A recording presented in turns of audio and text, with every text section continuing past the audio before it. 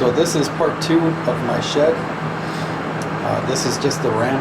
I figured make it a part 2 because no one probably really cares to see this. There's tons of videos on how to build a ramp, but every video is different. I spent about $50 in material for the pressure treated 2x6s and the pavers. That's all I had to buy. So pavers are going to go across. I couldn't find anything smaller than those ones. So 48 inches going straight across.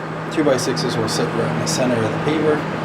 4 pavers, 4 2x6s coming out. And I think it's like 45 inches actually going across. So I figured I'll just put 4 in, maybe 12-inch centers. Alright, so I'm going to dig that out and get my pavers in.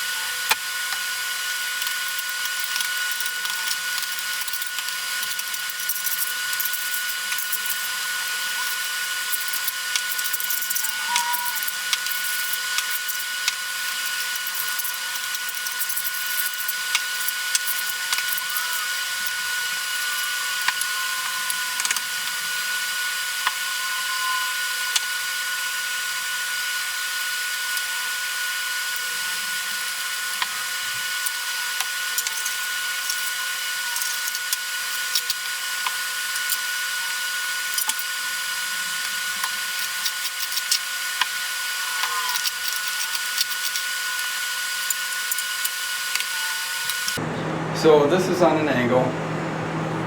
This will sit up against the shed like that, come down. My brain is saying, cut this.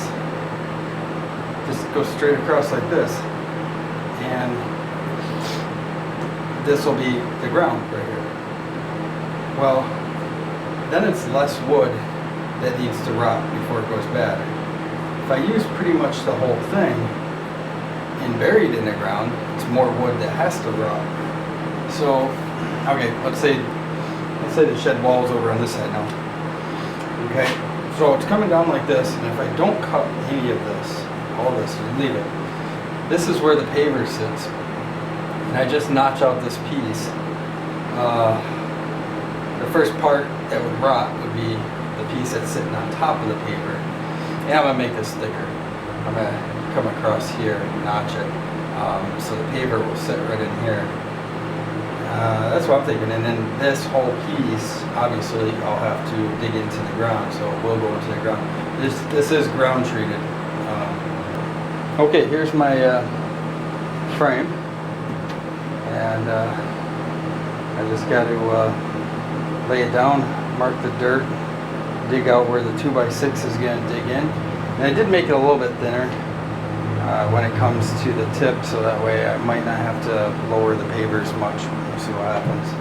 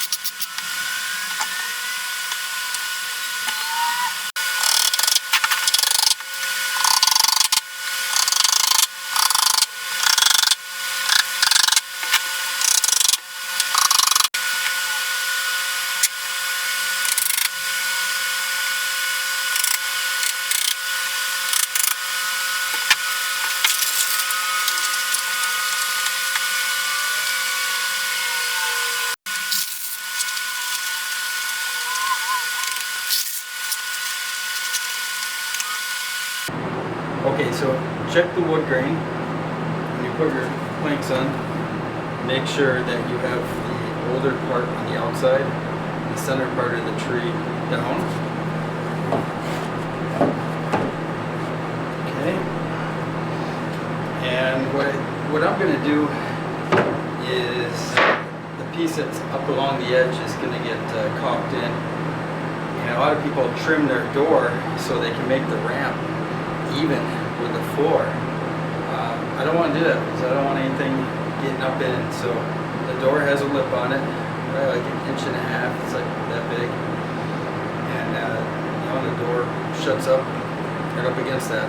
So if I have a little gap there, you know, you just go slow, bringing the lawnmower in, just bring it slow. That's why I put the middle edge there to protect the wood floor. And let's check the rest of these boards, make sure we get them the right side down.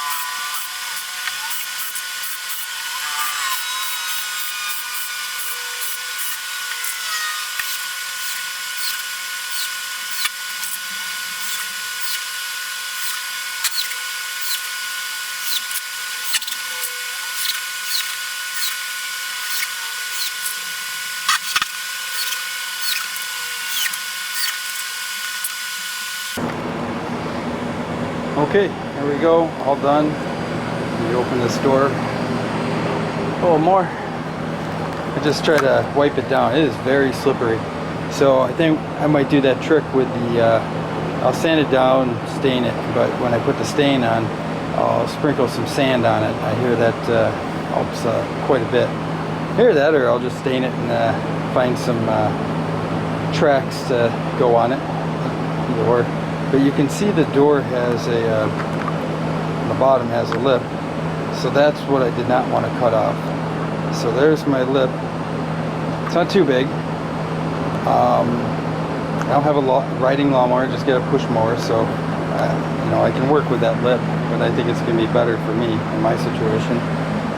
If you had a riding lawnmower, you probably wouldn't want that lip there. And I'm trying to get over to the door because I don't want to step on those boards because they are really slippery. So close the door. Okay, it's all locked up. There we go. So it looks like it's off a little bit, but the door was actually not level. The ramp is level. So I had a little play there. I don't think the door is sagging. It could be sagging a little bit, I don't know. And the gap looks pretty even all the way up. So that's it. That's my $50 ramp. Kind of expensive, but I don't know. See how long it lasts. Those 2x6s are going to have to rot all the way through, you know, before that thing goes bad. And it should be an easy fix if it does. You just dig it back out. If you catch it before it rots too bad, you can just pull it out of the ground and put the new ones in. So that's it. There's my new ramp. Thanks for watching.